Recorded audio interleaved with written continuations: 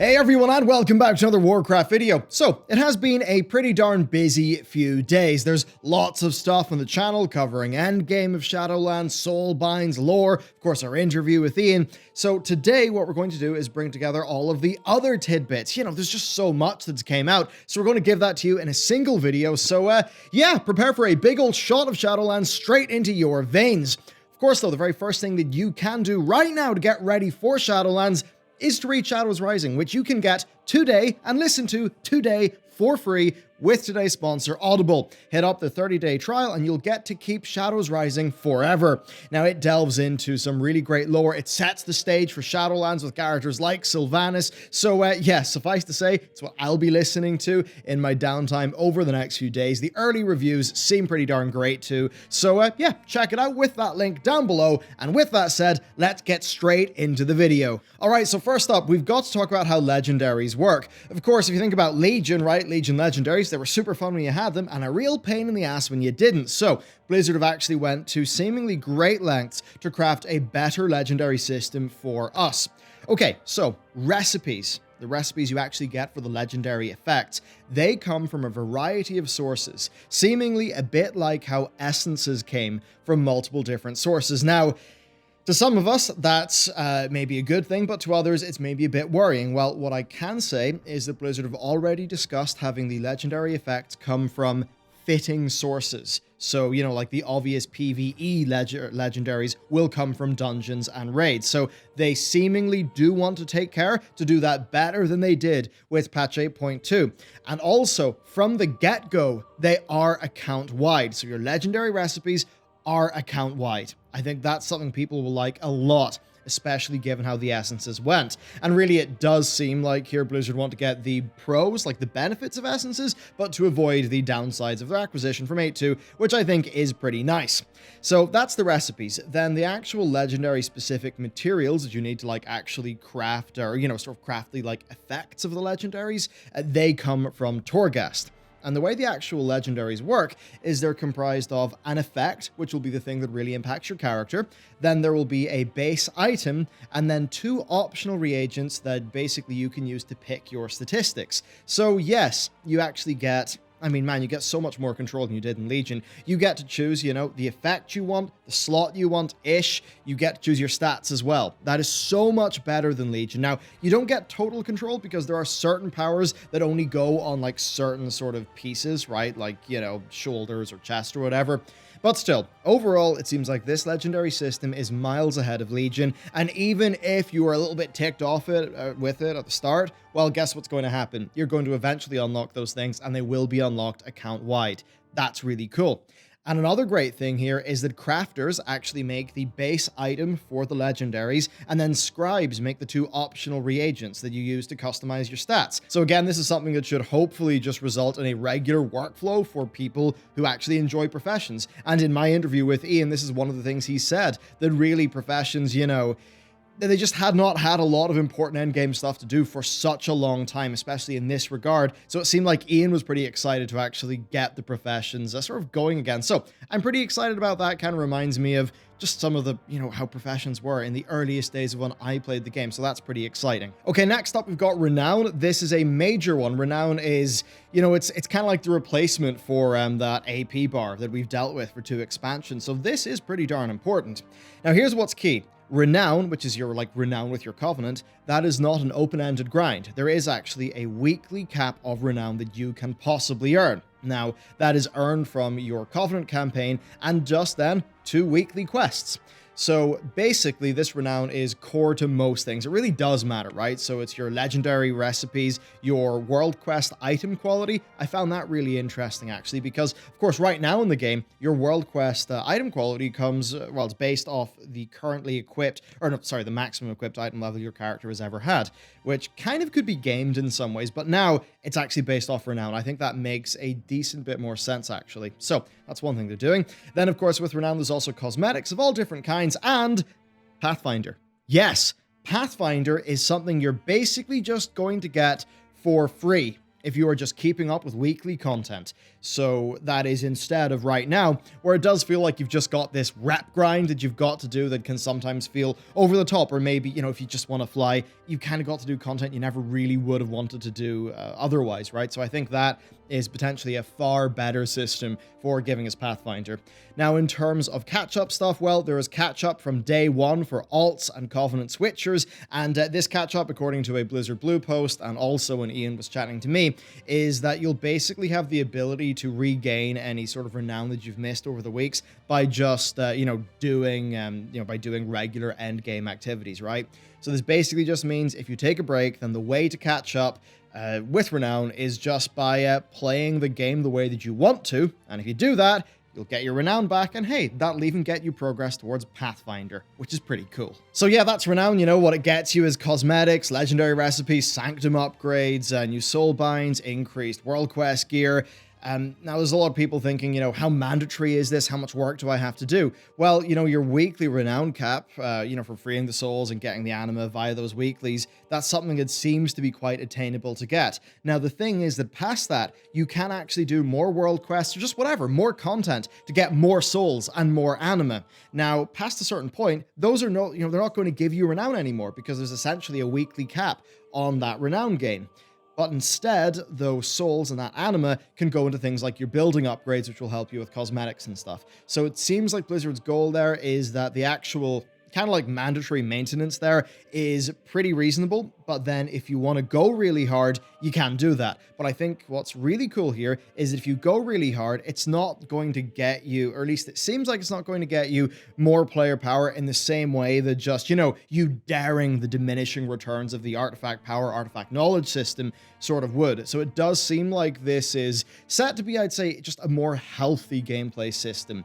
So overall, so far, I would say, so good. And then next up for Torghast, there have been some clarifications. You can run Torghast as much as you want. Blizzard, what they literally said is that they are letting you play the game the way you want. They don't want to put barriers in front of that. So yeah, there's going to be no upfront entrance cost to doing Torghast. You can just go in. Now, of course, the rewards from Torghast will probably be capped. Blizzard were pretty clear. They didn't just want you in there grinding it all the time.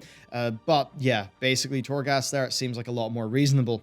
And, when I think about all of this in the context of what is mandatory for us to do in this expansion, it really does seem like the mandatory stuff is pretty low, right? Like a few dailies, those 2 Covenant weeklies, a run or 2 of Torghast. I mean, it does look like they are kind of going with the idea of you need to do the bare minimum, the bare minimum not being that massive on a character, but that beyond that, there's lots more that you can do, right? Even if it's just for fun or to perhaps, work on some non-essential things, right? Like, your cosmetics. I think that's really good. And I think just a nice thing that really shows what Blizzard are thinking about there is that there's a Covenant daily that can be completed in a dungeon, right? So there's the Maldraxxus one that we found.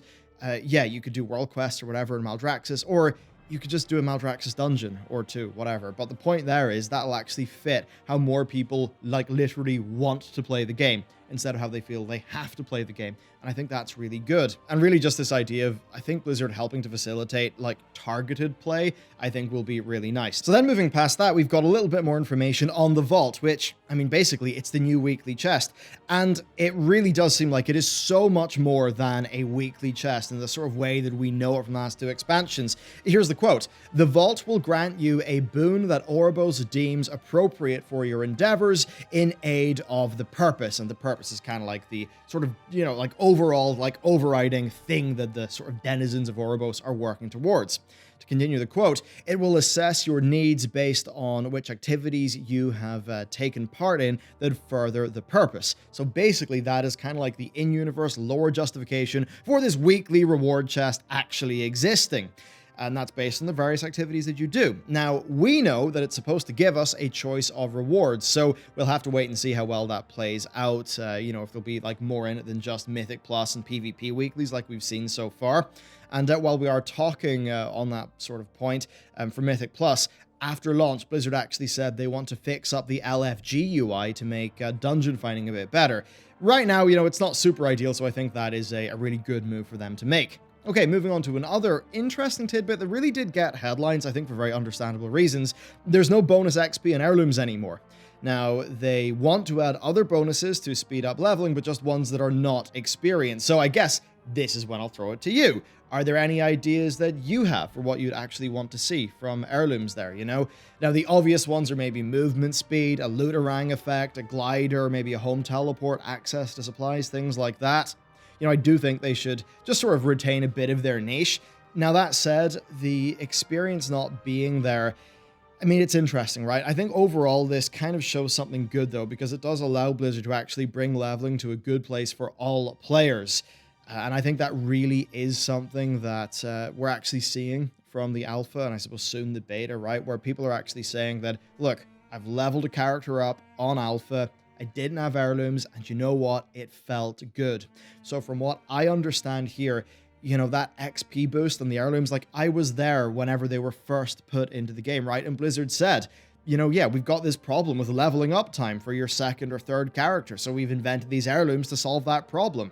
Well, now the leveling time is so much shorter that it basically seems like the problem that looms were initially designed to solve, well, that problem is no longer a problem because the entire leveling process has effectively been revamped with this expansion. So I see why that totally got the headlines right, that the XP boost is gone, but I think once you actually get it in your hands, it will make sense. The next, let's move on to another thing. This is small, but there are class animations on the character selection screen. And you know what? This is just a tiny bit of quality of life or polish, I suppose, that is obviously not needed. Technically, it's not important, right? Because it doesn't do anything. But I just think it's a nice little thing that makes the overall experience a bit smoother. And I suppose when we're talking about characters, well, gender changes at the barber. They're now a thing, right? So that's actually an in-game service that will cost gold and not a microtransaction that you've got to go with. And you know what? Whenever I see a microtransaction for something like that being removed, I think that absolutely is a good thing for Blizzard to do. So very nice to see. I mean, hey, less MTX. You know what? I'm kind of happy with that. Now, staying in the theme of customizing your character, well, you know, it's been great, right? We've been seeing so many more things be available for customization, like even the druids, like the druid forms from Legion being like there in your character screen or whatever that we saw a while ago. But another one that they're doing is that artifact appearances might actually be class-wide rather than just spec-wide. And the goal here is basically having players choose what they want and not necessarily what is right, you know, like for their character. And I think this is actually a really good thing. I know that a lot of people will be like, oh, wow, you know, this marksmanship hunter is using the survival, or okay, maybe not survival, the beast mastery hunter weapon. What's going on? It's wrong. But, you know, I think that's a very, oh dear, this is a problem sort of oriented way of looking at things. Whereas at the end of the day, yeah, players got two cool, like, you know, like things, right? Just let them choose the one that they want. I think that, you know, for this game, that makes a lot more sense. And generally, it's something that's in line with this being, I'd say so far, the most cosmetic, customization-focused expansion the game has ever got. Because, like, you've got the, you know, the above changes, the things I just mentioned, but there's also a huge amount of new, you know, character visual things. If you want, like, feathers in your hair, tattoos, scars, stuff like that. And then for the Covenants, I mean, the Covenants also have got a whole bunch of cosmetic items. And Blizzard also said that the Covenant mini-games, which of course we cover in our endgame video, that they will actually be an avenue to more cosmetics. So that likely means, you know, titles, pets, items, mounts, things like that. And it really then does seem to me that this is an expansion about, you know, maybe having your main character that you really care about, but actually keeping 4 characters at max level for all of the unique Covenant gameplay and cosmetics. And I think that's something that seems to be supported by the seemingly very reasonable amount of sort of mandatory, you know, weekly, daily things. It just seems like there could actually be a more pleasant experience here, which is quite nice. Okay, changing gears. So something was said about the Jailer that I thought was interesting. He was described as being, and I quote, Titan++. In terms of his level of power. Suffice to say, there's a lot of speculation to do on that, but you know, we actually know as well that he's the final boss of this expansion, and that means that we're likely either going through maybe a sort of a slow burn of working through this expansion, right? Maybe we're facing a ton of like setbacks as we try to climb Torghast and take on the Maw, but I would say hopefully this alleviates some of the issues that BFA had, right? Where BFA didn't have a clear villain from the beginning, and it had this storyline that was kind of all over the place, you know, it was Nazjatar and it was light, or, it was Void, then it was Sylvanas, or was it the Alliance? Who knows? But it seems like this is a bit more like Wrath of the Lich King, where there is a big bad at the end of the expansion, and a lot of the fun is how you get there, how you actually get to where you want to go. And, I think sometimes for storytelling, it can be kind of boring knowing who the big villain is at the end, but I think there are other times where it's very motivating and helps with clarity, and I think in an MMO, it's pretty good set dressing, it sort of contextualizes all of your actions, so I think that's pretty cool. Okay, let's move on to just some patch hints and lore stuff. So, yes, there are hints of Shadowlands, the Shadowlands, being invaded by light, void, and other forces, and this is supposedly tied into the Maldraxxus sort of defense system. Now, this is something where if you've been paying attention to a particular dungeon in Maldraxxus, you'll kind of know what I'm talking about here, but suffice to say, if you then are thinking about, the future of where the lore is going, I think it's relevant that a being such as the one found in Maldraxxus is actually placed there. So I think that's quite fun. Certainly Blizzard are still going to be weaving in their various different Cosmic Forces themes. Then also, just a quick one as well, Blizzard actually mentioned they've got plans to add to the Maw after 9.0, so I think that means that, as we try to take the fight to the Jailer, it's not, sure, I'm probably going to get, other places to go to, but it's nice that the Maw is like kind of this base system they've added in now that they actually plan to add more to as time goes on. So there's that. Then hopping back to lore stuff, well, they actually did talk about an expansion of Tyrande and sort of what she's doing, the various Night Warriors, and I guess that also does mean Elune, because in the various different interviews that Blizzard did, they acknowledged that, yeah, Elune is a cosmic deity. She's not just about Azeroth, and there are Night Warriors from other worlds. So I imagine that's something we'll probably see actually be explored. I think that'll be really exciting, because Elune's just been this crazy mystery. So yeah, that's pretty exciting. They also mentioned just having new places and there being lots of different types of souls that they could sort of look at for new parts of the Shadowlands. And that, of course, instantly got me thinking that, well, with the Machinery of Death breaking after Varian and Vol'jin died, we know that Varian and Vol'jin didn't go to the Maw, right? They probably went to whatever realm of the Shadowlands they should have went to. And it doesn't seem like Varian went to Maldraxxus, which is where you'd think a super sort of just, buff, strong dude like him would go to. So he seemingly went to somewhere else. And I think that could be quite interesting. So maybe, right? Maybe actually in a patch we'll actually get to see where Varian and Vol'jin went. And I think Vol'jin a bit different, but Varian anyway, I think that could be quite interesting. And I suppose that'll really be it, like what will be the winding path of patch zones that we go through before we finally meet the Jailer, because we do know that he is that final boss. Now, sort of, I guess, on a bit of a topic there, Kalia, right? So she was actually somebody who was very interested in going to the Shadowlands. We saw her in the intro on the alpha. Well, it turns out that she's actually not the leader of the Forsaken. Many people thought she was, but no, that's not the case. And Blizz said that she is there for her own personal reasons. Now, if you've been keeping up with that lore and you think about the type of undead that Kalia is, number one, I have to imagine that will interact with the Shadowlands in a very interesting manner. But number two, I have to wonder what she would think about the being that is found in that Maldraxxus dungeon. So I think that is something for us to pay attention to. And then it was also mentioned that Sylvanas will, decently shortly into the expansion's life cycle, actually reveal, basically take the mask off and reveal what she's being motivated by, what her deal is. And I think that'll be interesting, because with Sylvanas, a lot of people have just been wondering, what the hell does she want? What is she really doing? What is all of this, oh, Azeroth's a prison, I'm going to set you all free. What does she actually mean? Well, it seems like we might actually find out soon. Could be quite exciting. Now, continuing on with the lore, we were also said that, not to spoil anything, but there's a high chance that Arthas was sent to the Maw. Now, of course, the Maw is somewhere where everyone went to, got sucked into after the Machinery of Death was broken. But before that, the Maw is like only where the nastiest, the worst, the most irredeemable of characters would go to. So if we know that Arthas was sent to the Maw, it does make you think that, hey, at some point we'll probably see Arthas. But that said, I do want to set your expectations and let you know that Blizzard is self-aware here.